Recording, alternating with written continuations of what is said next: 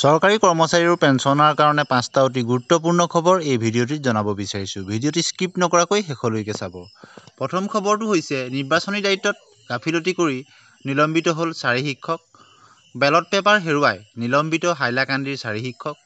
Vote কেন্দ্ৰলৈ যাওঁতেই বাটতে হেৰুৱালে বেলট পেপাৰ নিয়া বেগ।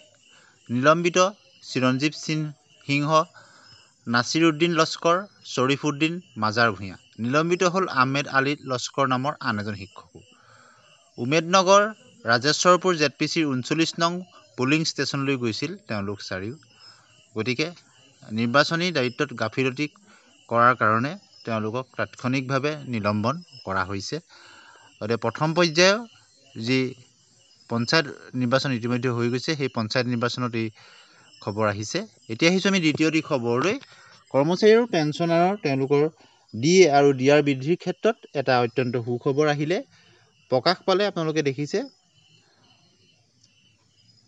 অল ইণ্ডিয়া কনজিউমাৰ প্ৰাইচ ইণ্ডেক্সৰ মাৰ্চ 2025ৰ সূচকাংক, আৰু এই সূচকাংক অনুসৰি আপোনালোকে 2 নম্বৰ পইণ্টটো চাব। All India CPI index March 2025 mention by 0.2 অৰ্থাৎ এনাউন্স কৰা হৈছে আৰু 0.2 পইণ্ট বৃদ্ধি হৈছে, যাৰ ফলস্বৰূপে 143 অংক হৈছেগৈ। আৰু DA আৰু DR সেই হিচাপত কেলকুলেশ্যন কৰিলে 57.42% হৈছেগৈ। অৰ্থাৎ জুলাই মাহত যি DA DR বৃদ্ধি হ'ব তাত 3% DA বৃদ্ধি প্ৰায় নিশ্চিত বুলি ক'ব পাৰি। বৰ্তমান 55% হৈছে, যিহেতু এপ্ৰিল মাহৰ প্ৰকাশ পাবলৈ এতিয়াও বাকী আছে।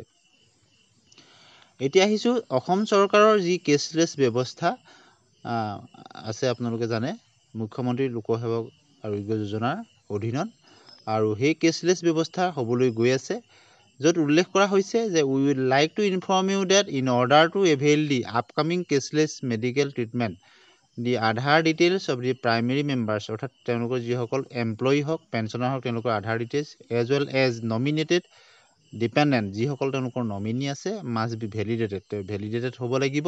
In case where a dependent child তেওঁলোকৰ ওপৰত নিৰ্ভৰশীল চন বা ডাটা যি নহওক ইজ বিল' 5 years 5 বছৰৰ তলৰ হ'লে does not have an Aadhaar the mother's Aadhaar can be valid, অৰ্থাৎ 5 বছৰৰ তলৰ শিশুৰ ক্ষেত্ৰত আধাৰ নহ'লে মাকৰ আধাৰটো তেওঁলোকৰ হ'ব।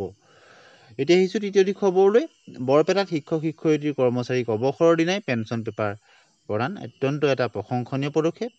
বৰপেটা জিলা পৰিমণ্ডলৰ বিদ্যালয়সমূহৰ পৰিদৰ্শকৰ কাৰ্যালয়ৰ অধীনত উচ্চতৰ আৰু উচ্চ মাধ্যমিক বিদ্যালয়ৰ পৰা অৱসৰ গ্ৰহণ কৰা 10 গৰাকী শিক্ষক শিক্ষয়িত্ৰী আৰু কৰ্মচাৰীক জিলা আয়ুক্তৰ কাৰ্যালয়ত তেওঁলোকক পেঞ্চন প্ৰদান কৰে।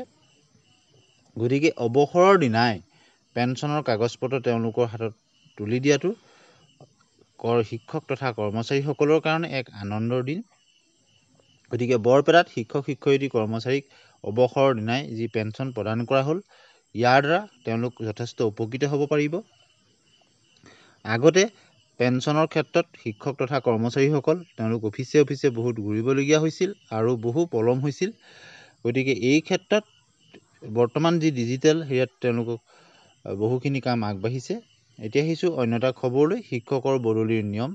ৰাজ্যৰ শিক্ষকসকলৰ বাবে সুখবৰ। ৰাজ্য চৰকাৰৰ শিক্ষা বিভাগৰ সচিব নাৰায়ণ কোঁৱৰে এক নিৰ্দেশনা যোগে শিক্ষকসকলক বদলিৰ নীতি নিয়ম শিথিল কৰিছে। অৰ্থাৎ যিসকল তেওঁলোক SRDৰ যোগেদি তেওঁলোক নিয়মীয়াকৰণ হৈছে, তেওঁলোকৰ ক্ষেত্ৰত এতিয়াৰ পৰা পূৰ্বৰ ঠিকাভিত্তিক চাকৰিৰ কাৰ্যকাল সময়সূচা বদলিৰ ক্ষেত্ৰত ধৰা হ'ব, আৰু একেদৰেই বুজাবুজিৰ মাধ্যমেৰে বদলি হ'ব পাৰিব বুলি নিয়ম ধাৰ্য কৰা হৈছিল। সেই ক্ষেত্ৰতো কিছু নিয়ম সলনি কৰাৰ লগতে উক্ত শিক্ষকসকলক নিম্ন প্ৰাথমিক বিদ্যালয় উচ্চ প্ৰাথমিক বিদ্যালয়ৰ প্ৰধান শিক্ষক হিচাপে নিযুক্তি দিয়াৰ সিদ্ধান্ত লোৱা হৈছে। ধন্যবাদ।